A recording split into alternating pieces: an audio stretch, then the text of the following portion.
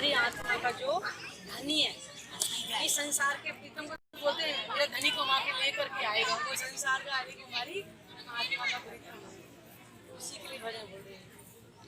कर ले धनी से प्रेम नहीं पछताएगा, झूठा है संसार धोखा खाएगा। कर ले धनी से प्यार नहीं पछताएगा, ये दुनिया रे बसेरा, तू ना कर देना मेरी, ये दुनिया रैन बसेर यहीं रह जाएगा। झूठा है संसार धोखा खाएगा, कर ले धनी से प्यार नहीं पछताएगा। झूठा है संसार धोखा खाएगा। मानुष तन तूने पाया और धन भी बहुत कमाया, मानुष तन तूने पाया और धन भी बहुत कमाया, साथ न जाएगा। झूठा है संसार धोखा खाएगा, कर ले धनी से प्यार नहीं पछताएगा। झूठा है संसार धोखा खाएगा। भक्ति कर ले ऐसी जिससे ना जन्म दोबारा, तू भक्ति कर ले ऐसी जिससे ना जन्म दोबारा। 84 में आएगा, झूठा है संसार धोखा खाएगा। वो कर ले धनी से प्यार नहीं पछताएगा।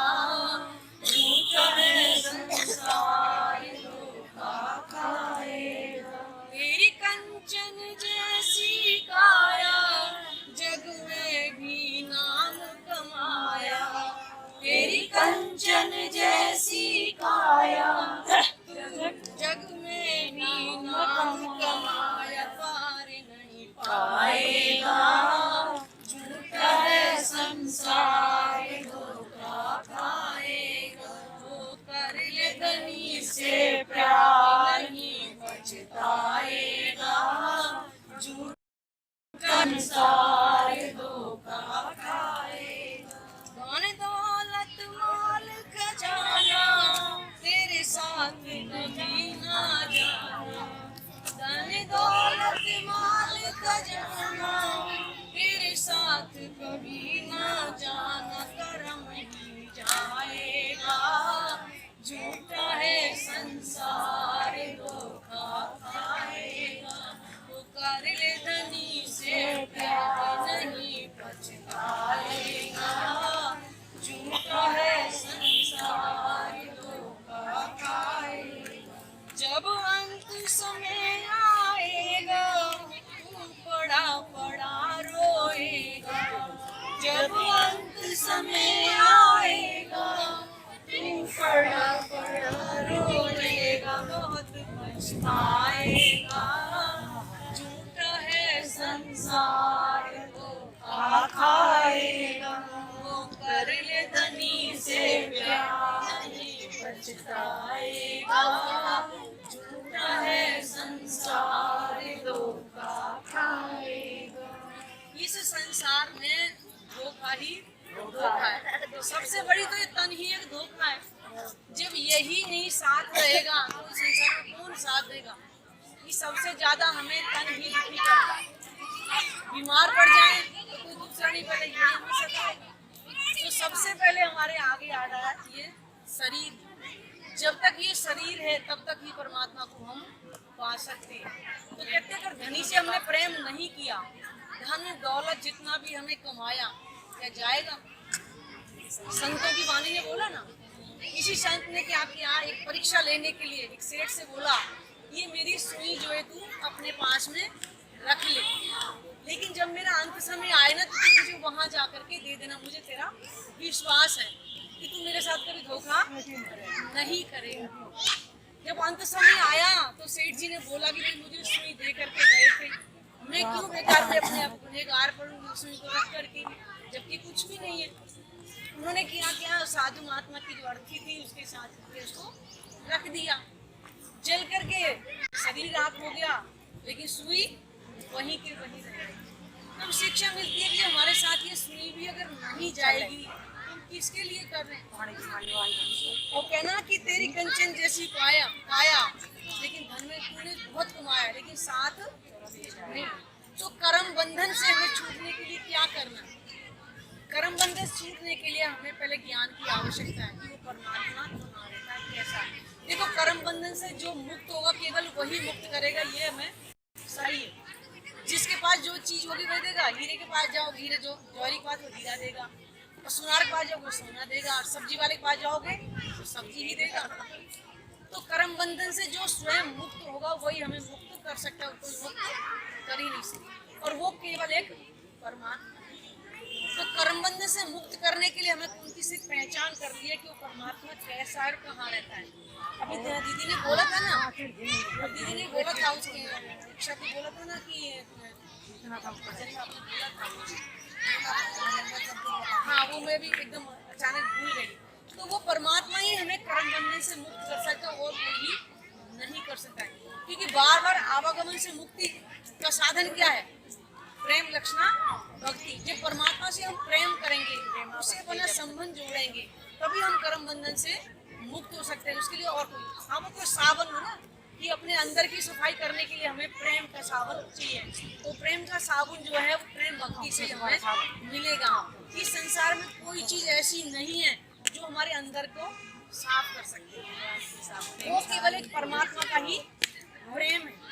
इस संसार में हम सब कर्म बंधन से हम कर्म करेंगे, परिवार का चलाने के लिए सब साधन करेंगे, शरीर से करेंगे, लेकिन प्रेम केवल हम एक परमात्मा से करें, वही हमें भव से पार करेगा।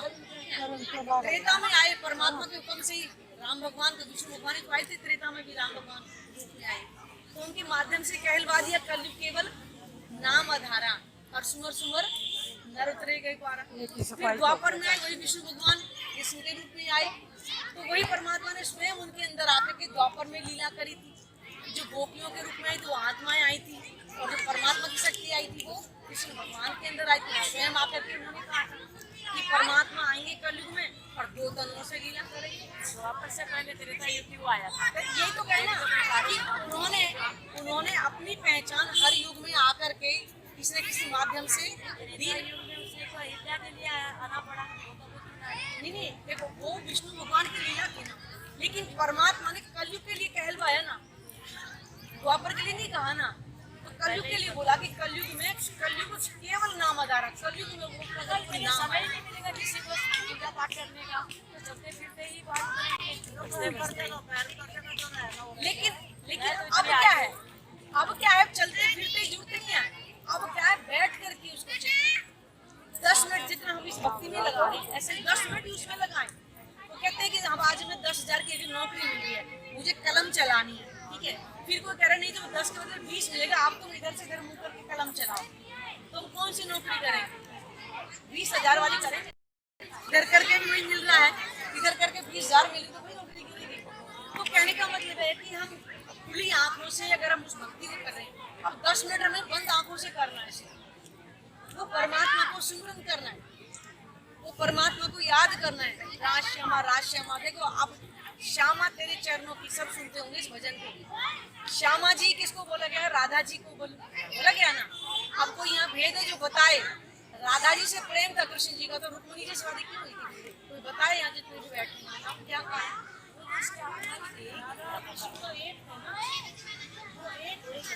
एक थे ना, क्या कारण था? क्या कारण था? अब बताएं आपको। आत्मा और परमात्मा, आत्मा परमात्मा एक ही है, कहने के लिए अलग अलग है। वही द्वापर के अंदर कृष्ण भगवान के अंदर शक्ति आई थी, और राधा जी के अंदर श्यामा महारानी जो परमात्मा के बाएं विराजमान है। श्यामा जी और राधा जी रुक्मिणी थी, वो तो लक्ष्मी जी का अवतार थी। तो इसी कारण से उनकी शादी, क्योंकि कृष्ण जी के अंदर क्या विष्णु भगवान का जीव था ना, तो विष्णु भगवान की शादी होनी ही रुक्मिणी जी से है। इस कारण से राधा जी की शादी नहीं हुई थी, क्योंकि राधा जी की शादी तो पार्वती के साथ पहले से अनादि शादी पहले वरदान दिया गया था, भगवान ने वरदान दिया था ना कि तुम्हें मेरे लिए द्वापर के अंदर पद धारण करना, मैं तुम्हारे अंदर आके लीला करूंगा द्वापर के अंदर। विष्णु भगवान को पहले उन्होंने बोल दिया था, और वो लीला करके चले गए, है ना। और वो लीला करके चले गए, फिर उसके बाद कलयुग के लिए फिर बोला था, जब त्रेता बोला था कलयुग के लिए, फिर मैं पूर्ण स्वरूप अपना ज्ञानमय स्वरूप लेकर के स्वयं आऊंगा। इसलिए कलयुग को धन्य धन्य कह दिया है। अब भव से पार होने का मौका मिलेगा, क्योंकि जब से हमें रास्ता ही नहीं पता है। अब एड्रेस तो दे दिया, अब उसे घर का हमें पता नहीं कैसे जाएंगे। तो अब परमात्मा अपना ज्ञान लेकर के आए, अब भव से पार होने का हमें मौका मिल गया। इसलिए कलयुग को धन्य धन्य ग्रंथों में कहा गया है। और सतयुग त्रेता द्वापर तीनों युगों से पहचान लिखवाई थी कलयुग में आने का समय। तो दीदी ने कल बताया था ना, सेक्टर लोग करवाते थे सत्संग, उसके बारे में हर युग के अंदर परमात्मा ने अपनी पहचान पहले लिखवाई थी, ताकि सबको ये पहचान हो जाए। तो आज कलयुग को धन्य धन्य बोल रहे हैं। आज परमात्मा को अपनी कहा था निराकार, परमात्मा निराकार है ना साकार है। परमात्मा इन दोनों से परे, जिसका शुद्ध स्वरूप, जिसका वर्णन हम इस मुख से कर नहीं सकते।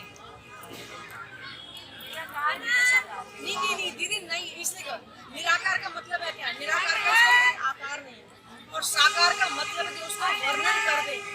परमात्मा निराकार नहीं है, क्योंकि उसका पूर्ण स्वरूप है, ठीक है। और साकार इसलिए कि नेत्रों से हम देखा नहीं जा सकता। मेरी बात सुनो पहले।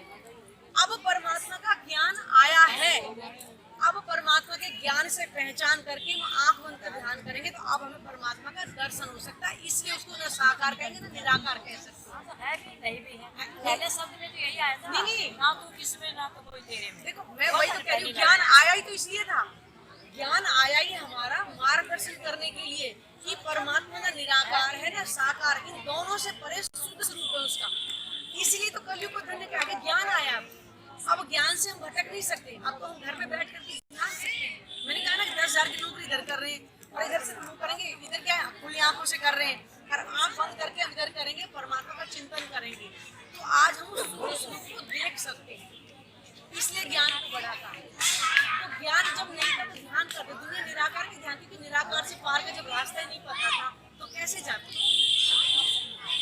इसलिए वो ज्ञान आया है जिससे परमात्मा के धाम के स्वरूप की पहचान करके हम भव से पार हो सकते हैं। इसलिए कहा था कि क्या नाम है, कलयुग केवल नाम आधारा, और सुमर सुमर नर उतरेगा ही पारा, क्योंकि निराकार से पार किसी का ध्यान गया ही नहीं था। अब ज्ञान से पहचान हम घर के अंदर ही कर सकते हैं। परमात्मा ने अपनी पहचान युगों युगों से दे रखी थी, लेकिन पहचान क्यों नहीं हो रही थी? क्योंकि पहचान कराने की उन्होंने अभी ताला खोला ही नहीं था। वेद शास्त्र पहले युग देखो, चारों वेद पहले आ चुके थे, और जबकि वेदों के अंदर परमात्मा का स्वरूप लिखा हुआ अद्वितीय वर्णन, उसका जो स्वरूप है इतना मतलब सुंदर है कि उसका मुख से वर्णन नहीं कर सकते। जब कृष्ण भगवान ने उद्धव जी को भेजा था द्वारका से कि जाओ गोपियों की परीक्षा, क्योंकि इसके अंदर घमंड आ गया था कि बिल्कुल इतनी गवार गोपियों से क्यों प्यार करता है। हाँ। तो उसने भेजा था गोपियों की परीक्षा लेने के लिए भेजा था। तो गोपियाँ क्या बोली, यहाँ तो दम दम पे होती है पूजा, सर झुकाने की फुर्सत है, तो हमारी क्या। तो प्रेम सबसे बड़ा कहा है ना कि प्रेम के बल पे ना, अभी संतों ने बोला कि 2.5 अक्षर प्रेम का पढ़े सो पंडित हो। कहते प्रेम जैसी चीज है वो इतनी जल्दी परमात्मा तक पहुंचे थे कि अपना ज्ञान भी पहुंचा सकते। ज्ञान तो हम ज्ञान से चलाते ना, लेकिन प्रेम अगर हम होगा तो एक पलक में उस तक पहुंचाएंगे। इसलिए वो गोपियों का जो प्रेम था ना द्वापर के अंदर, वो गोपियों का प्रेम भी कलयुग में आया। यानी सुख व्यास के भागवत में प्रेम न त्रैगुण पास, और प्रेम बसे ब्रह्म सृष्टि में जो खेले स्वरूप ब्रिज रास के अंदर, जो गोपियां द्वापर के अंदर खेली थी, उनके अंदर प्रेम था। उन्होंने कोई ज्ञान नहीं है ना, माला जपी थी, है ना। हाँ, तो प्रेम कहते हैं, प्रेम ही हमें परमात्मा को पहुंचा सकता है। लेकिन हमारे पर भी ज्ञान वर्धन के लिए ज्ञान होना चाहिए बस। और आज ज्ञान भी संसार में आया हुआ, जो दीदी ने कल बताया ना कि भेद खुलेंगे धीरे धीरे। ये ज्ञान जब संसार में आया है, जितने भजन बने हैं ना, में प्रेम की ज्ञान की बातें ही हैं। बिल्कुल। समेट के ही तो एक भजन बनाया गया है। समझने वाला है, बिल्कुल बिल्कुल। जैसे को तो तुम फटाफट डालो। वही तो मैं कह रही थी, देखो ये एक- समेट के भजन बनाया है। बिल्कुल बिल्कुल।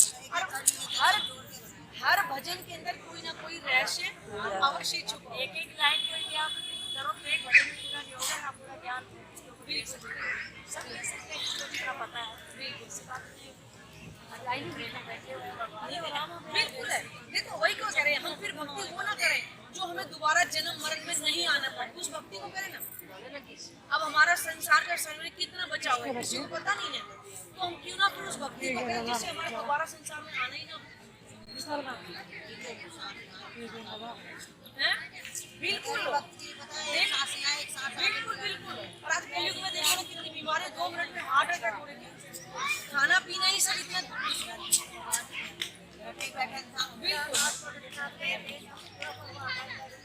बिल्कुल पता नहीं चलता ना समय का, तो क्यों ना मनुष्य तो रहते रहते परमात्मा पहचान दे तो अगला जन्म नहीं होगा। उसी भक्ति को करने और जो हो सकता है जिसके नसीब में। नहीं दीदी मिलेगा, ऐसा नहीं है। परमात्मा ने सबके लिए द्वार खोले हुए हैं। नहीं, ये हमारे ऊपर निर्भर करता है। नहीं दीदी ऐसा नहीं है, दिखवा करके नहीं लाइए, हमारे पर डिपेंड करता है कि मैं अपने आप सोचूं ना कि जो मैंने कहा ना 10 मिनट में उसको करें, 10 मिनट उधर ही लगाएं, मैं वो कहना चाह रही हूँ। उसी भक्ति से हमें 10,000 की नौकरी मिली, उसी से हमें अगर 20,000 मिली तो उसको करें। 10 मिनट का ही अंतर है, उस 10 मिनट को करना है तो आँख बंद करके लगाएं। हाँ बिल्कुल, ये तो है ही। मैंने चलता सभी अच्छे से करते यही तो कह रहे हैं, कलयुग में भक्ति बहुत हो रही है, ऐसा नहीं कि भक्ति नहीं कर रही। हैं। जब ये कर दी तब तक जाने क्या से क्या हो जाता है। बिल्कुल बिल्कुल सही पूरा बात पाठ इतना आज के टाइम में बहुत ज्यादा बस अंतर इतना है कि हम उस परमात्मा की पहचान करें, 84 लाख योनि में दोबारा नहीं आए। बिल्कुल आवागम से मुक्ति हो जाए, और वो मुक्ति के दाता केवल परमात्मा को और कोई नहीं है। हम तो एक आत्मा हमें समझ में भी ऐसे हम एक आत्मा है। हम तो आत्मा ही है, शरीर पदार्थ आत्मा। वही तो कह रहे हैं, परमात्मा आई है संसार में जाएगी भी ना। भगवद्गीता में लिखा हुआ है, आत्मा न जल सकती है, जल सकती है, सो सकती है। वही तो कह रहे हैं, तो आत्मा कहाँ है? तो ये तो शरीर के अंदर तो जीव है ना, तो इसी का तो बार बार जन्म होता है, 84 लाख योनियों में होता है ना। आत्मा तो दृष्टा केवल देख रही है कि संसार में क्या हो रहा है, और आत्मा के कारण ही जीव को भव से पार होने का मौका मिलेगा। मैंने बहुत समझाया अर्जुन को भगवद्गीता में, एक एक कण कण में उसका ज्ञान भरा हुआ है।